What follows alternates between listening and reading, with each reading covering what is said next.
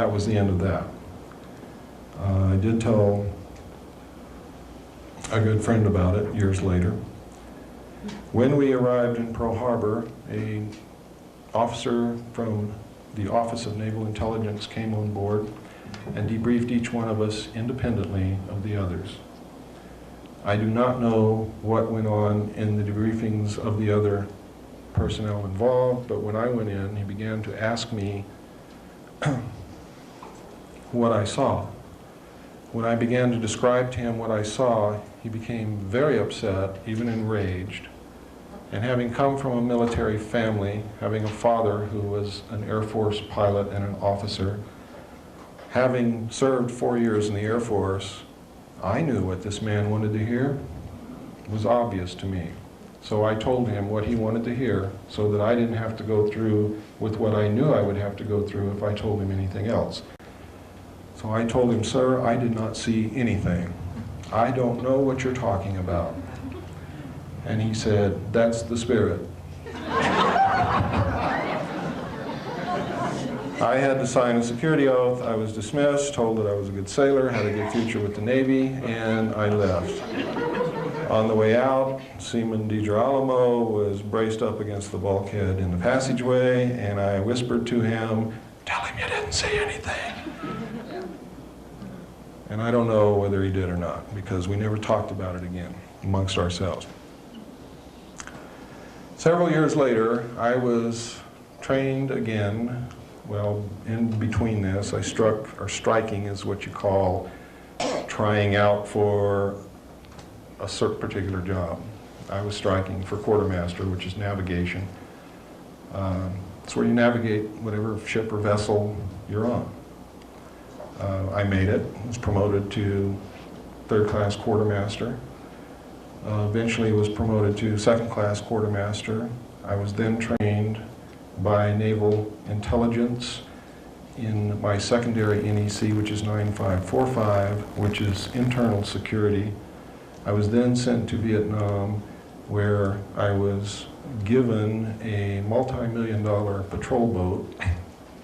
I was given 5 other lives to take care of and mother and be a friend to and be a daddy to and everything else, and was given a river and everybody that lived on both sides of that river and said, "Bill, go out and kick their butts.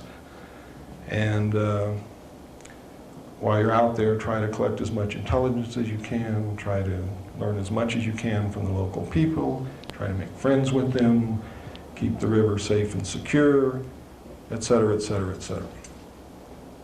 While I was there, I learned that there was much UFO activity in Vietnam, an awful lot of UFO activity. They were called in official reports helicopters, enemy helicopters.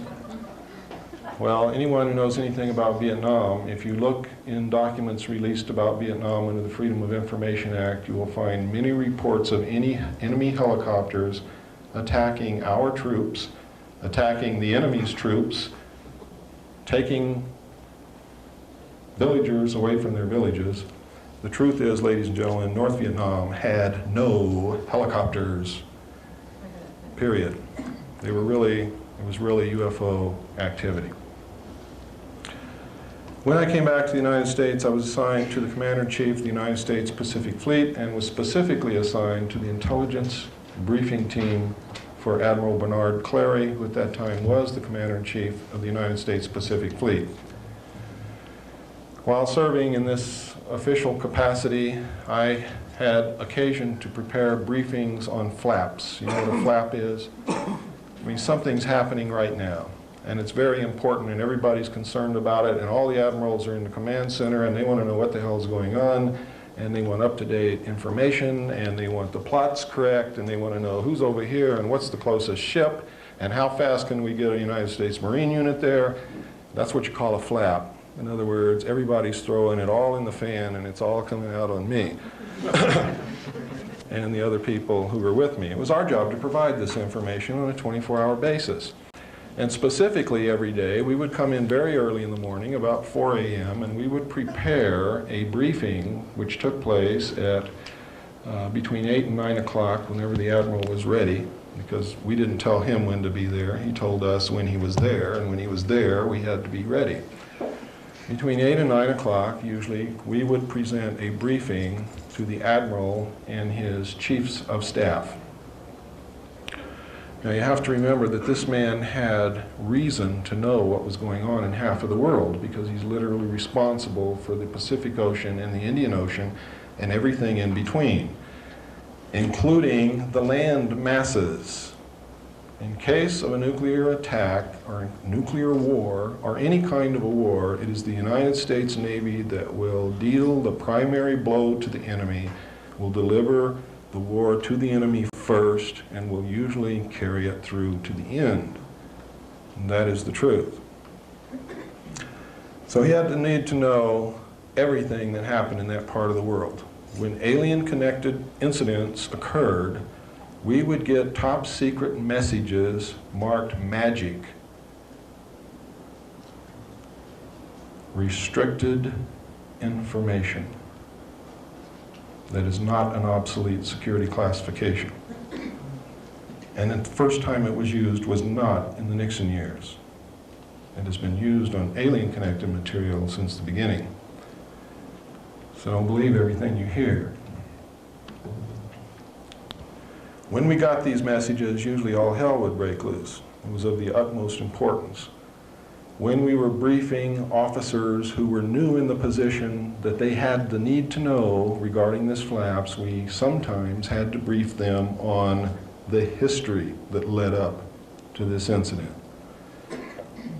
So then I had access to documents containing the history.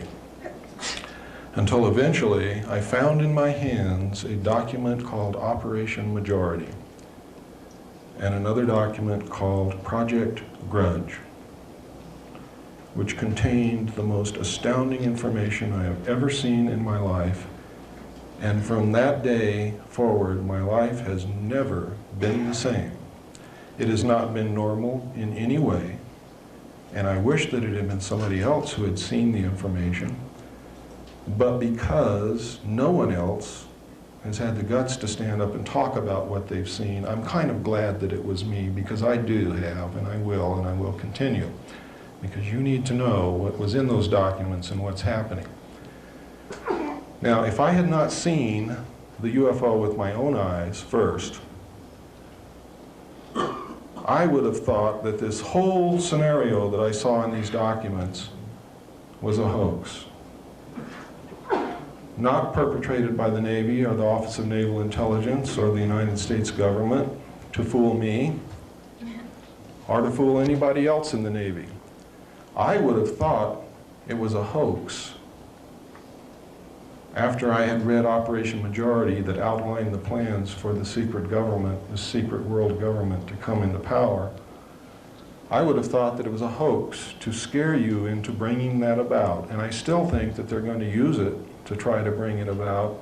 And I want to warn you beforehand not to believe a word they tell you when they tell you there's going to be an invasion from outer space. Because there's not going to be. It's already taken place. Because I saw what I saw on board that submarine, and because of the research that I've conducted since then, I know that it's real. It's not a hoax. It's not something to propel this world government into position. It's real. There's aliens here. They're just as real as you and I. And I'm here to tell you about it. And there are other people talking about it, and there have been throughout the history of this thing, only, especially in the early years, anybody who tried to talk were killed, were sent to mental institutions, just flat disappeared and they never knew what happened to them. Or all of a sudden, Joe Blow was working in a garage and now he's got a nice job in the government, making 3 times what he was making in that garage, and he doesn't talk to you anymore. Those things were commonplace.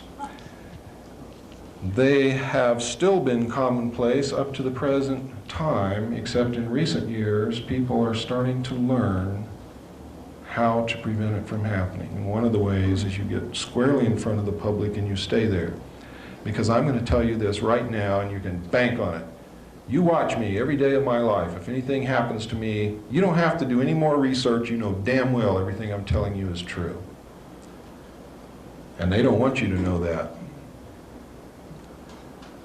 So they're not going to touch me unless they can make it look like an accident where you will believe that it's an accident. And I'm telling you right now, they know how to make people die of heart attacks, strokes, brain hemorrhages. They know how to make people fall down the stairs. They know how to make people commit suicide, or at least look like they committed suicide.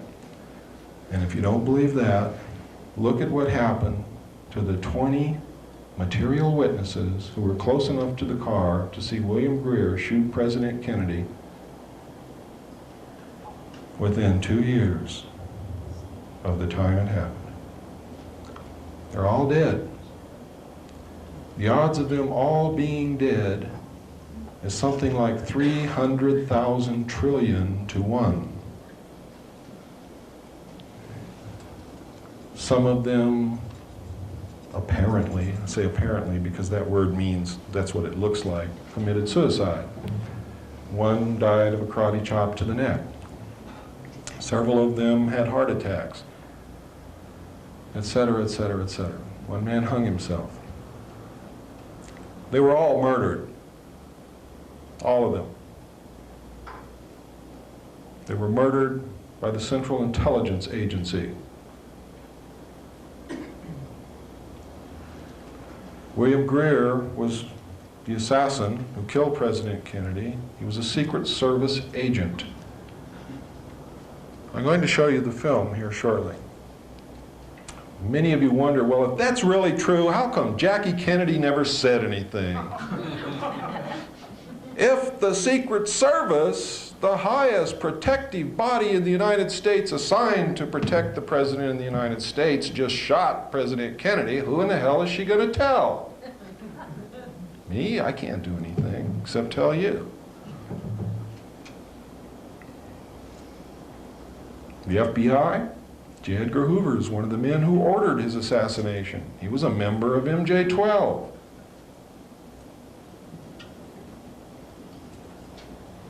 Beginning to see the picture? The picture's not a pretty one. What has happened is these men who throughout history have been trying to figure out how they can control the world, all of a sudden discovered how they could do it. In 1952, President Truman, together with the heads of state of the European nations and the Soviet Union, formed what is known as the Bilderbergers, to coordinate the international efforts to protect the world from an invasion from outer space, should these aliens turn out to have that as their ultimate goal. The Bilderbergers, as MJ-12 did, soon learned how to wrest power behind the scenes and use the world banking families to manipulate and leverage these nations so that they are really in control of the world, and they are headed by the 9 heads of the families that own most of the wealth of the world, known as the Round Table of 9. Under them, each nation has a group of men secretly controlling that nation. And I don't mean every nation in the world, I mean the nations that count, the hard currency nations, have an organization which is a sister organization to MJ-12 within that country's respective government. How does this work, you say? How can a secret organization such as MJ-12 control the government? It's very simple, ladies and gentlemen. If you will remember that President Eisenhower formed this secret group in 1954. He was the last president who knew everything. They began in 1954 to issue secret executive orders in the form of NSC memos to wrest power away from the president and effectively isolate the president. They took the power to appoint appointees in the government away from the president. And if the president wants to appoint someone whom they don't want him to appoint, they have a way of embarrassing the president to get him back into line, or getting rid of him altogether, or making sure that he doesn't get elected if he's not willing to play the game. The result has been, ladies and gentlemen, that today every major member of the United States government is a member of the Council on Foreign Relations and the Trilateral Commission, or the Trilateral Commission, but usually the Council on Foreign Relations and the Trilateral Commission. They usually have dual membership. Every one of them, not just a few. You see, it started off in 1954, there were just a few. Truman's years, there were hardly any. Eisenhower got in, he was a member of the Council of Foreign Relations. He appointed some. After that, when they took the power to appoint on themselves, they told the president who to put in those positions, and that's who got those positions. And today, the Council on Foreign Relations and the Trilateral Commission is the government. The government is not representing us. They are representing the Council on Foreign Relations and the Trilateral Commission and the secret world order. Please, when you go out of this room, look it up yourself.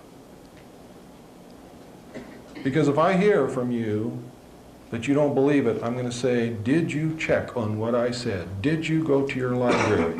Did you pick up the bibliography that we left for you on that table? Did you go read those books? If you tell me no, I don't want to hear what you have to say anymore. Because I can bring you a message, and I can tell you what that message is. I cannot march into battle by myself. I will be literally creamed. You must be beside me as I march, as Colonel Bo Greitz marches, as John Lear marches, as Bill English marches, as any of the other true patriots in this country are marching to try to clean up our government. Because we can't even begin to deal with an alien force because we don't have the power to make treaties. We don't have the power to make agreements. We don't even have the power to sit down and hold a discussion. We do have the power to get rid of the ones who are not representing us and put people in who are representing us and demand that the crooks be prosecuted and get thrown in jail. We have the power to clean up our government so then our government can represent us and then we can deal with an alien question. So what I'm telling you tonight is forget about the aliens because you cannot hope to deal with them until we clean up our government. Once we clean up our government, then we can deal with the other problems. Until then, we cannot. Because you can't make a treaty for me. And you can't make a treaty for her. And I can't make a treaty for any of you. It takes our government to do that. Now I want you to understand, I do not and never have advocated the overthrow of the United States government. I advocate the restoration of the United States government to its legal and proper place as our founding fathers laid out for us to follow. I advocate and will march and defend to the death the restoration of the Constitution of the United States of America. Because the Constitution of the United States of America, ladies and gentlemen, is the United States of America. We are not the United States of America. The state of Arizona and the state of Mexico, or New Mexico, is not the United States of America. All of the states and all the people together are not the United States of America. The United States of America is and only is the Constitution of the United States of America. That document is the only thing that keeps you free. That document is the only thing that gives you freedoms and guarantees them. That document is the only thing that keeps people from taking your freedom away from you, along with one of the clauses that they gave us in that document, which was the right to keep and bear arms. And I know that that issue is controversial, but let me explain to you why it is in the Constitution. In history, all throughout history, when a despot or a conqueror or a wicked person wanted to subjugate the people, If the people were unarmed, it was easy for them to do that. In fact, it was a foregone conclusion. The only thing that has prevented that from happening in the United States is the fact that most Americans throughout our history up until recently have always had at least a .22 rifle in the closet. And no one could ever successfully march against an armed population which believed in themselves. We've lost a belief in ourselves. We've lost an understanding of the Constitution. We've lost the meaning behind it. We don't understand what our country is.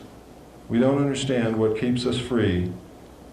And the secret government is manipulating you daily into begging them to take away your freedoms. And some of you here in this room have been begging them to take away your freedoms. You've been asking them to take away your right to keep and bear arms, which is the only thing that keeps them from destroying the Constitution, declaring martial law, and forming this one world order right now. The only thing preventing that is the guns in our closets. That's all, because they would have done it years ago if it had not been for that. Many of you right now in this room have been screaming for the government to take away some of our freedoms in order to get the drugs off the streets. You've been saying, I'm willing to give up some of my freedom to get rid of this terrible plague.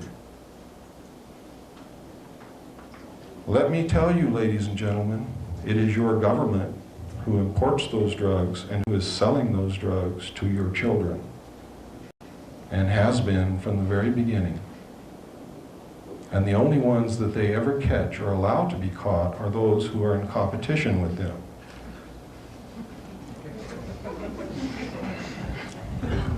This operation was put into place in the late 50s. It was organized by George Bush in cooperation with the CIA while he was president and CEO of Zapata Oil. Their plan was to bring the drugs in from Central and South America to the offshore oil platforms of Zapata Oil, from there to bring them into the United States by the normal crew conveyance and helicopters. Therefore, they would not have to undergo inspection by custom officials or law enforcement agencies of any kind. And it's been going on ever since. Today, the drugs do not enter this country by the little planes that they would have you believe on the 6 o'clock news, nor by the little boats that they say are speeding across the Caribbean. The Coast Guard, ladies and gentlemen, and the United States Navy are not inept. Every aircraft that approaches the borders of this country from any direction is monitored minute by minute by the North American Air Defense Command. The drugs, ladies and gentlemen, are brought into this country on CIA proprietary contract aircraft and military aircraft, and land on CIA facilities in the United States and on military air bases, and Homestead Air Force Base is one of those bases where those planes land. Recently, Colonel James Bogreitz, in the last few years, went to the Golden Triangle area to try to bring back American prisoners of war who we know are still being held. We've always known it. The government has known it. They have misused the Office of Prisoner of War Accountability to transact these drug deals. So they don't want the prisoners of war to come home. Well, we didn't know that until Bo Greitz went over there and talked to a gentleman by the name of General Kunsa, who is the drug overlord of the Golden Triangle. I've talked extensively with Colonel Greitz about this. I have all of his information. And coupled with mine, it paints a very bad picture. General Kunsa says that every year, government agents high-level government agents are purchasing 800 tons of pure heroin and shipping it into this country from him. He wants to stop it. He is willing to stop it. He wants us to give him a crop substitution program so that his people do not have to raise poppies and process heroin in order to survive. He wants to become a recognized, real nation rather than an illegal group of bandits living in the jungle. And George Bush and the United States government says there is no interest in doing that here. He's willing to stop 800 tons of pure heroin from coming into this country every year. And George Bush says, we're not interested in doing that here. Furthermore, we're not interested in hearing who these government officials are that he says he's selling these drugs to. Furthermore, Colonel Bogue writes, if you don't shut your mouth, we're going to lock you up in a federal prison and you're never going to get out. And they tried. You see, it was the United States government that sent Bogue writes to Southeast Asia to bring prisoners of war back. Colonel Bogue writes is the most decorated man to come out of Vietnam and one of the most decorated heroes that this country has ever had. They sent him in there because of that, and they gave him a lot of press. And every time he went in, they warned the enemy beforehand, usually by Radio Free America. In their own language, warned them by name who was coming, how they were coming, what route they were going to take, so that they would not be successful. But it made the administration look good because they were sending somebody over there to do it. But every time he went, he had to use a phony passport that the Department of Defense gave him to use to accomplish his mission. So I'm going to show you a short tape right now. I want you to pay a lot of attention to this, please.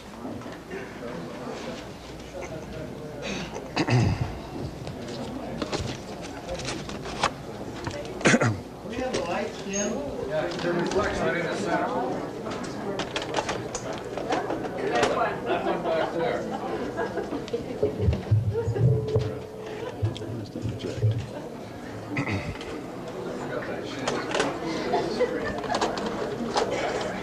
One more.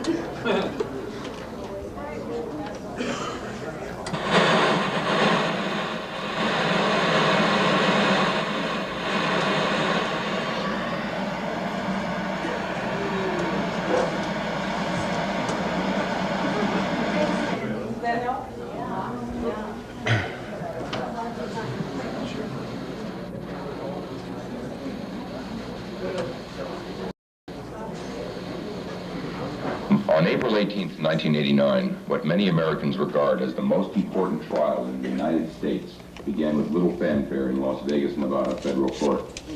Although it was well covered by the local media, in stark contrast to the Oliver North trial, the national print and broadcast media were conspicuously absent. It was almost as if an invisible dome had descended over Las Vegas to prevent any satellite uplink from reaching the rest of the nation. For nearly 2 years, Lieutenant Colonel James Bogue Wrights had been under indictment for misuse of a passport. The charge had been leveled at Wrights as a result of a trip he made to Burma in 1986. U.S. government prosecutors have contended that Wrights lacked official sanction for his activities in Southeast Asia in pursuit of American POWs and missing in action.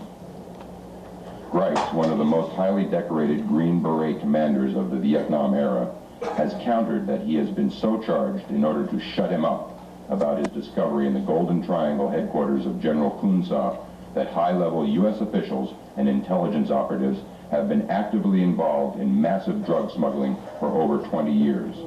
And the financial support was controlled given by Richard Armitage, who stayed in Vietnam at the time. And after the Vietnam War, Richard Armitage was a prominent narcotic personnel,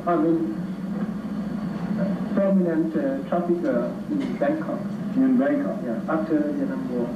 Countless attempts to place this evidence before Congress and the national media have been met with responses ranging from polite rebuffs to outright refusal.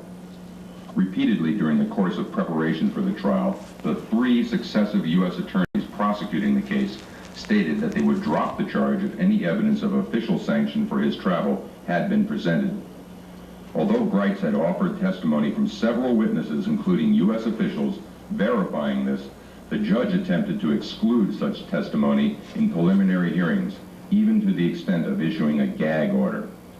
To most knowledgeable observers of the case, it had become very clear by the start of the trial that this was indeed an official effort directed at the highest levels of the U.S. government to railroad Greitz. We think that Bill Greitz is right, and that these charges against him are unjust. He's a great American hero. The government says this case isn't about politics or foreign policy, but Greitz and his attorneys are trying to prove otherwise. So I'm glad to get some facts before the public. It's not me on trial here, it's the government and their drug smuggling, and it's the prisoner of war issue. And it's been me who's been wanting to get this thing over with. During opening arguments, Greitz's attorney, Lamont Mills, told the jury he won't dispute the government's charges. Mills admits Greitz did use a false passport when he returned to the country in late 1986, but he says the real story is why he did it. Greitz maintains the government sent him to Southeast Asia on a mission to find POWs, but the White House and the Pentagon deny any involvement. I wanted to go to trial because this story needs to be told. I felt through a jury trial, a public trial, that the plight of the prisoners of war might be focused upon, and government involvement in drug smuggling to promote covert operations that Congress will not approve of should be focused upon. The U.S. attorney says the case is not about politics, but about the simple misuse of a passport. Hey, look, I got better things to do than prosecute deer can commandos, I can promise you that. What's your reaction to the government calling you a deer can commando?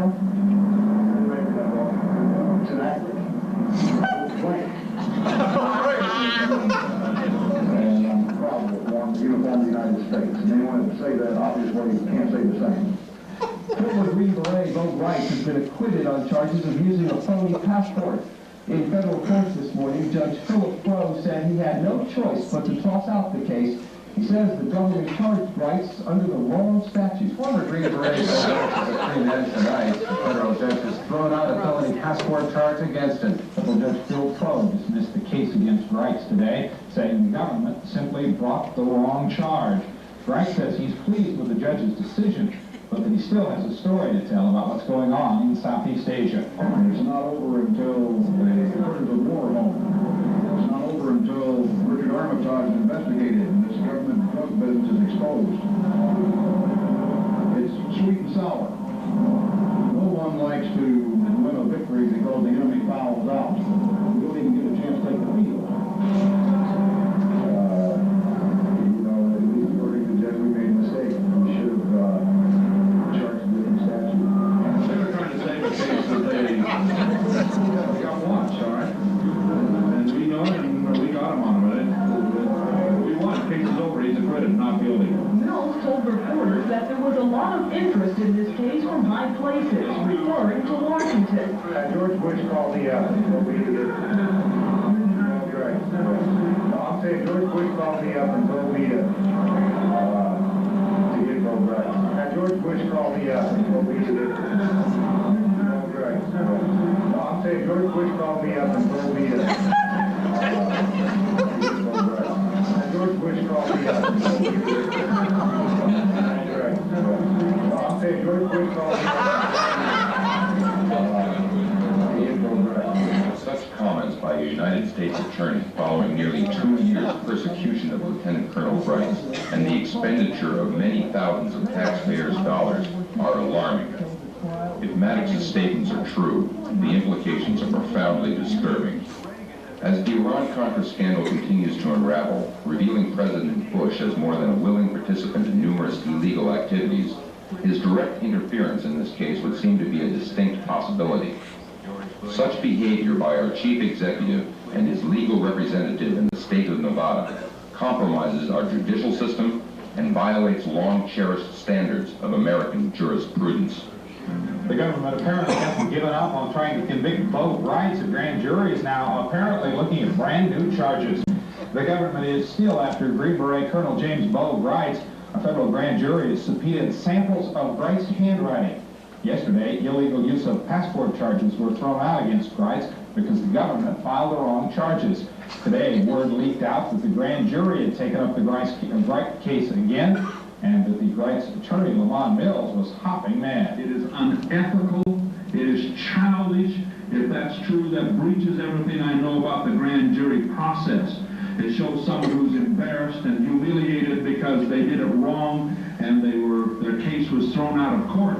If the man is guilty, let him come in with an indictment and let us go to trial and establish our case. But to release things to the press, when you just started an investigation, violates everything I know about the grand jury process in this country and the Constitution upon which it's founded, and I'm mad. I wish I would have been able to present to the public exactly why they charged me.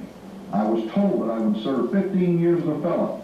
I was promised aggravated charges and hostile witnesses if I did not agree to cover up what I found in Burma in 1986 and 1987. I'm going to be about finding prisoners of war. If they want to prosecute me for that, they're certainly going to have the chance. Can we have the lights, please?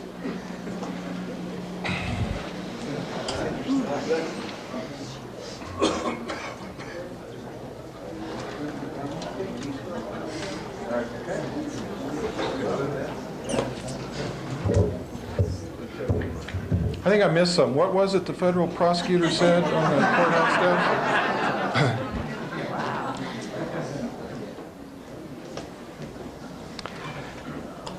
It's important that we covered that segment of this talk because it leads directly into something that I'm going to cover next.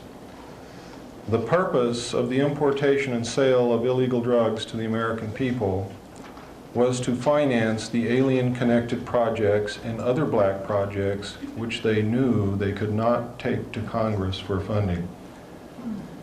For two reasons. One, everything they were doing was illegal under the Constitution, and Congress could not, in all ethical and moral standards, approve those projects or approve funding. The second reason was they believed, and with some rightfulness, that if they told Congress, it would be the same as telling the public.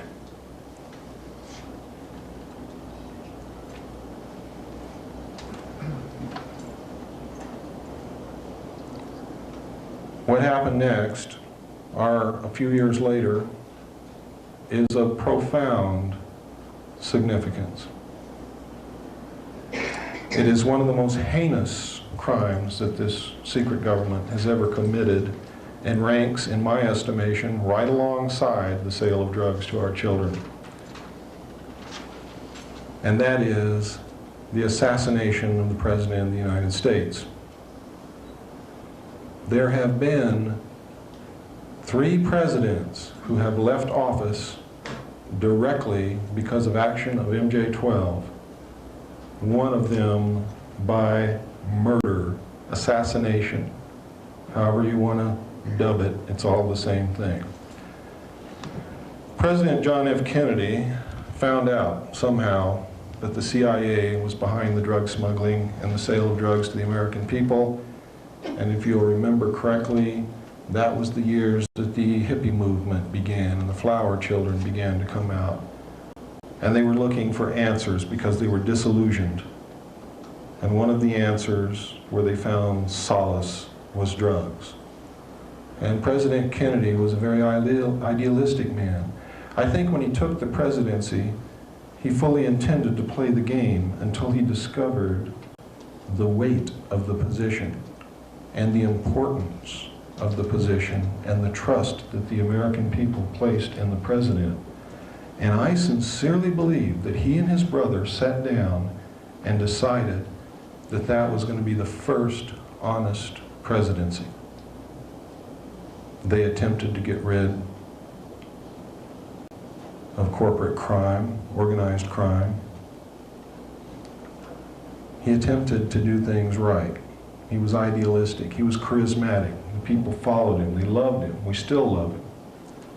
What happened to him was a terrible blow. I was sitting in a barracks.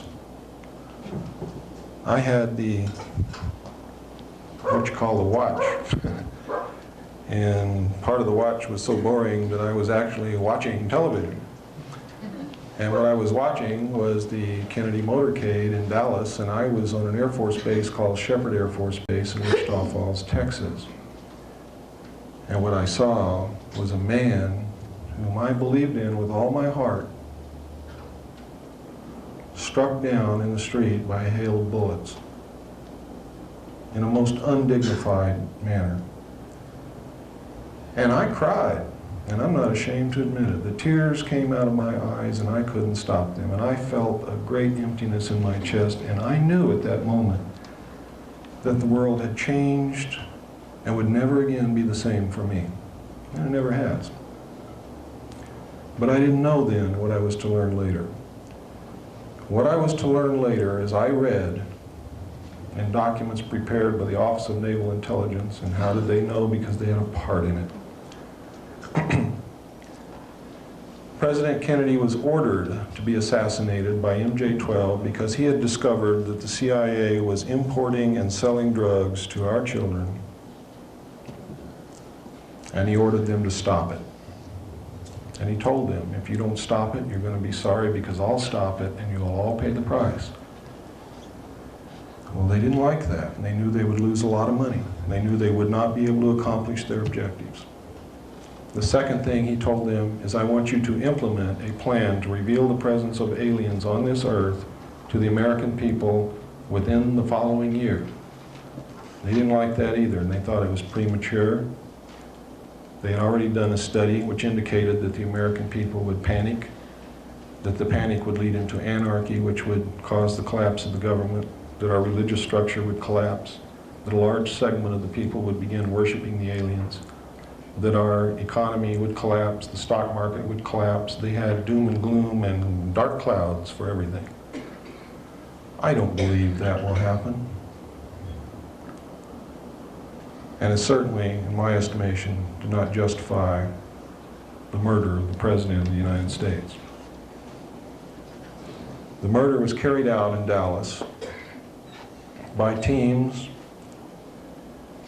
which consisted of the United States Navy, which was to take care of the body, make sure that the autopsy was done in a manner that would not disclose the true facts. The body was kept under surveillance and custody of the United States Navy the whole time, was taken to a naval hospital. Most of these people involved were attached to naval intelligence. It involved Division 5 of the FBI, who was training people, assassination teams, to go into Cuba and assassinate Fidel Castro. It involved the Secret Service and the CIA.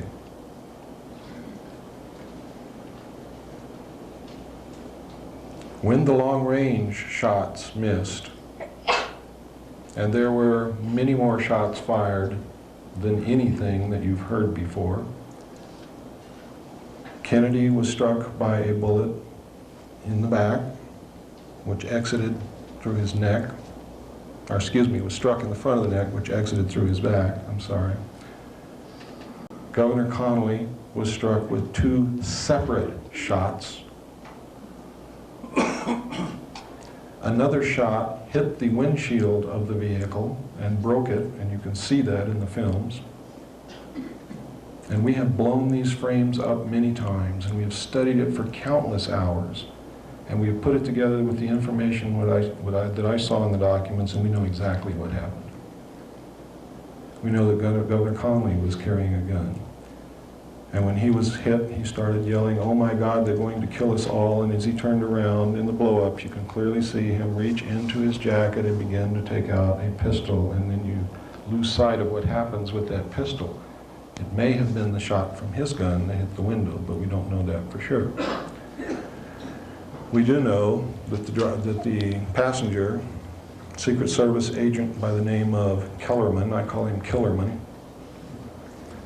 During the motorcade, when you blow the frames up, you can see him watching Kennedy through his rearview mirror on the right-hand outside of the car. You can see it clearly. He's sitting there and his eyes are watching Kennedy in that rearview mirror the whole time. When Kennedy is struck in the throat, he watches for a few more seconds, then he turns around, he verifies it, he turns back to the front, he passes something to the driver, who is William Greer. They seem to converse for a second. He then goes back to his position. William Greer then glances. Then Kellerman leans over, takes the wheel. William Greer pulls, with his left hand, pulls up, and you can see it clearly. He pulls up a pistol, turns, and over his right shoulder, shoots Kennedy directly in the head. Kennedy's head then snaps backward. Jacqueline Kennedy looks at her husband. You can see her eyes go from her husband and look directly at William Greer, and then she attempts to get out of the car. She is afraid. Throughout all my combat experience, that is exactly what you do. You run away from the fire, not into it. What you see in the John Wayne movies is BS. I never saw one soldier ever run into a machine gun. You run away from the machine gun, and then you figure out how to get that machine gun nest. You don't just run up there and die. That's for the Marines.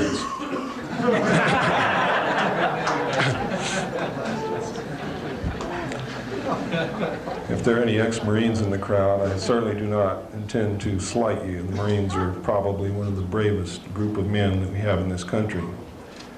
However,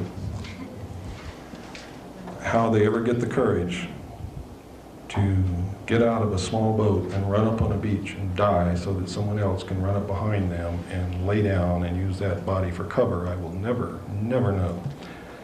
But they do it, and that's to their credit, because we wouldn't be free if they didn't.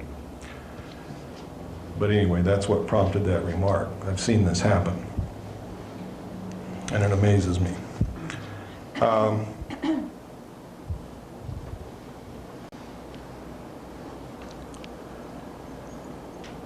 What happened next was that both men in the front seat hunched down. The car speeds up out of sight. During the time when William Greer is actually shooting Kennedy, the car comes to almost a complete stop, which is exactly what a driver would do if someone else is holding the wheel and he's turning around to shoot someone. You would remove your foot from the accelerator.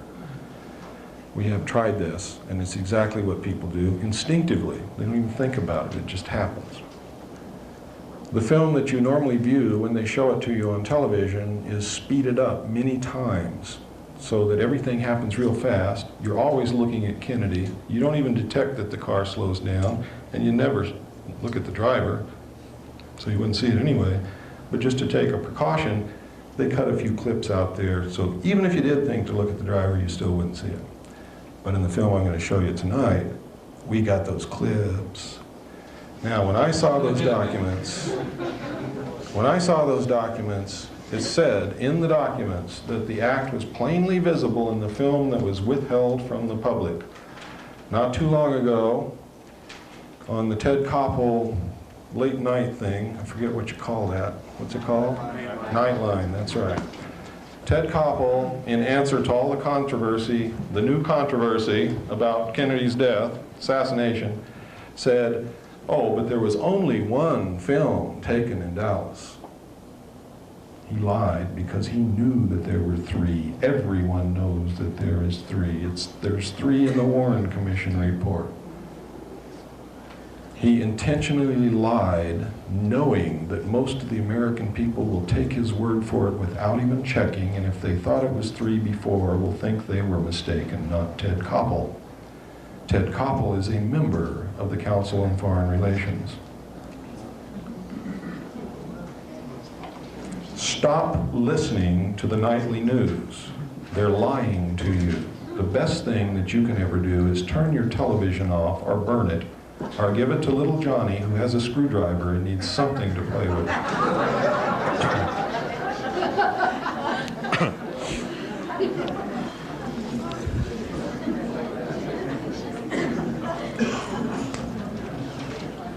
What happened next is they took the body to Parkland Hospital in Dallas.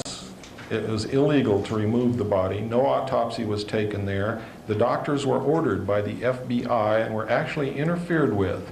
They were told not to attempt to determine the path of the projectiles through the body.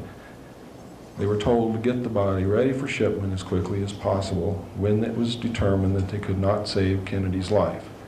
There was no investigation done in Dallas at all.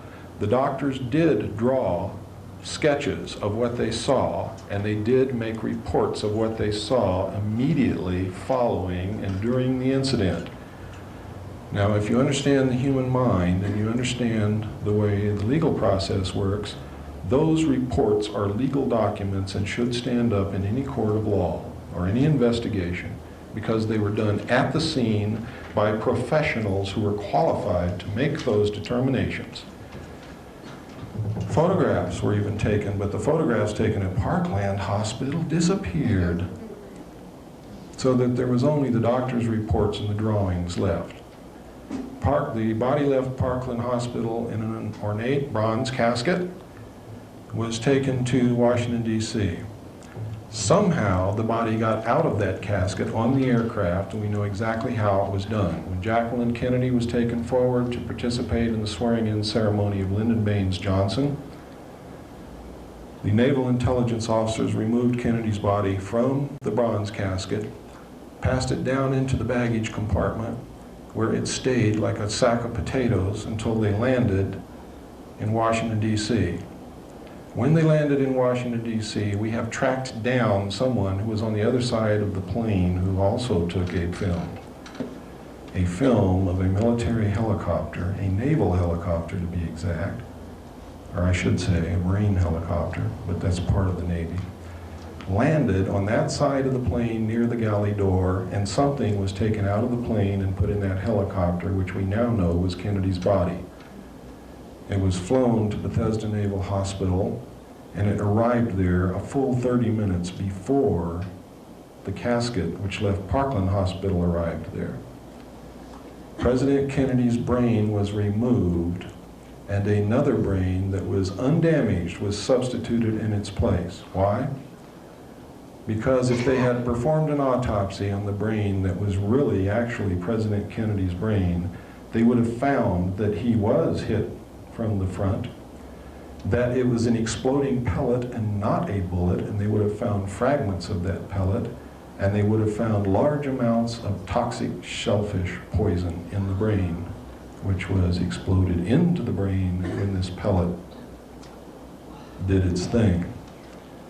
And it would have said, CIA, CIA, CIA, CIA, because the CIA had that type of weapon at that time, and it was well known. When they finished doing that, they surgically repaired the wounds to make it look like he was hit from behind, and then they took photographs of these repairs. Then they took the body in to be autopsied as if it had come out of the bronze casket. They also altered the throat wound. We know this. Kennedy's brain was taken out of the room where all this occurred on a gurney, covered with a cloth, and when people asked what that was, being wheeled down the hall and the gurney covered with the cloths, because everybody wanted to know what the hell was going on, they were told that a woman had delivered a stillborn baby, and that was the stillborn baby. It was not, it was Kennedy's brain. Checking the records and doing thorough research, we have found out that there was no stillborn baby in Bethesda Naval Hospital on that day, or the day before, or the day after. Witnesses asked what the other casket was doing in the room. They were told that an Army colonel had died and the casket was prepared for him because he had died that day and the family had requested a quick burial. Checking the records, an Army colonel had not died in that hospital. In fact, no one had died in that hospital that day, and an Army colonel had not died in that hospital for some time.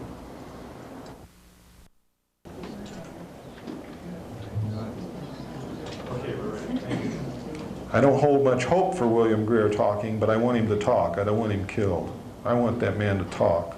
I want him to become a man and talk. I want the rest of these so-called men and patriots in our government to become real men and real patriots and start talking. Because right now, I'm going to tell it in front of you, I'll tell it in front of the world, I'll tell it in front of the government. Our top military commanders are cowards and they are traitors. The men who represent us are cowards and traitors, and they're all afraid to talk. They're scared to death to talk. They'll let the country go down the tubes before they'll stand up and do what a man should do.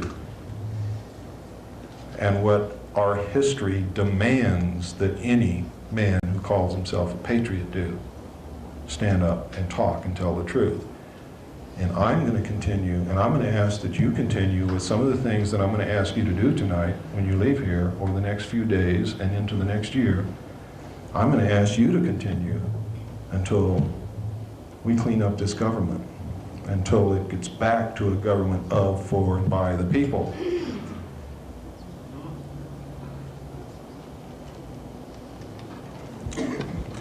Now I'm going to show you the Kennedy assassination tape. I want you to watch it very closely. And if you can't see it, we'll run it again. And if you still can't see it, we'll run it again. I don't care how long it takes, because you need to know this. You need to know who killed your president, and you need to know why. And you need to be incensed, you need to be outraged, you need to know that you have the power to do something about it, and then you've got to do it. You have to do it. And I'm going to give you this challenge. If you can't do it, you ought to go live in another country.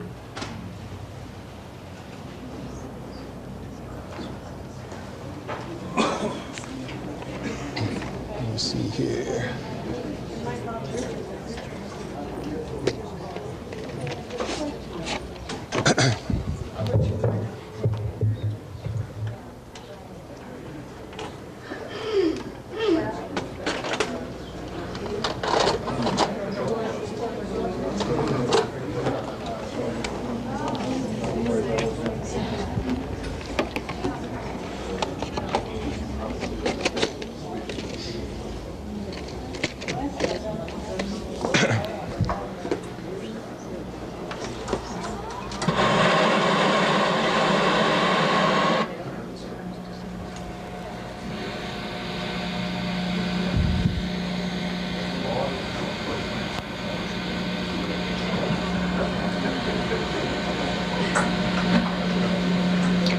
Nearly 25 years ago, the people of the United States and the world were shattered by the impact of an assassin's bullet upon the helpless, unsuspecting young President of the United States, John Fitzgerald Kennedy. Watch the driver, not Kennedy! Bullets has penetrated deeply into the body and soul of America, destroying the very lives of thousands and the heart and trust and political will of literally millions.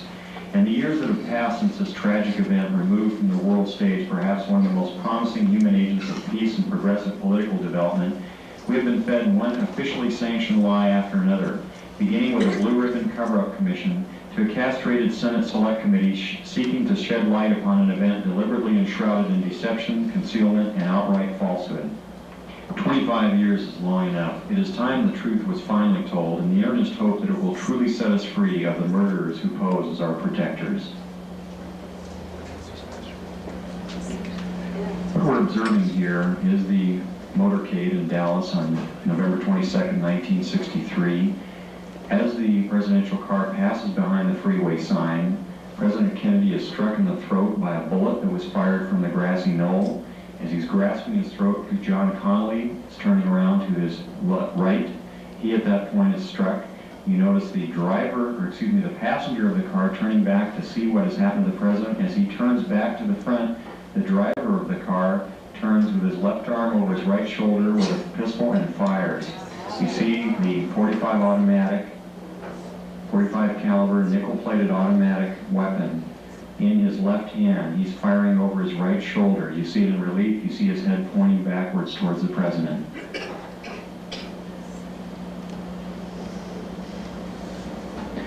In this enhanced close-up, Watch her eyes. She looks you see right the at impact Greer. of the bullet upon the president. The force of the shot drives him violently backward against the back of the seat. You see Miss Kennedy react in horror. The ugly gaping wound, which is evident here, according to many observers at the scene, was actually created on the print. This was not the actual nature of the wound. But you notice that Mrs. Kennedy wasted no time in trying to exit the vehicle because she clearly was able to determine exactly where that shot had originated, and it was her personal bodyguard, Clint Hill, another Secret Service agent, who attempted to keep her in.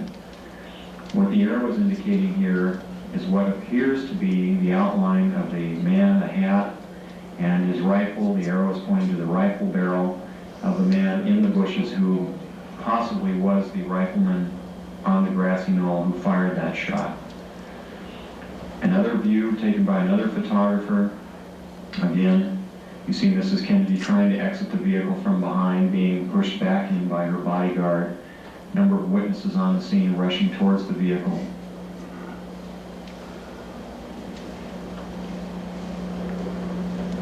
This section, the man standing on the far right of the wall there is Abraham Zapruder, the photographer who took the original photos. The arrow here is indicating what was very likely the rifleman on the grassy knoll, the man who fired the shot which penetrated Kennedy's throat from the front, not from behind as the Warren Commission would have you believe. Very interesting note also that the motorcycle policemen were told to remain behind the car at all times. Here you see the passenger in the front turning back, looking at the president. Instead of jumping back to assist him, he turns forward. The driver is now rotating.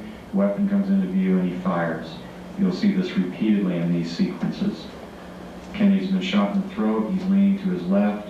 The driver now begins to rotate. His left arm comes over his right shoulder and he fires now. Again, you see the driver rotate. You see the weapon come into view.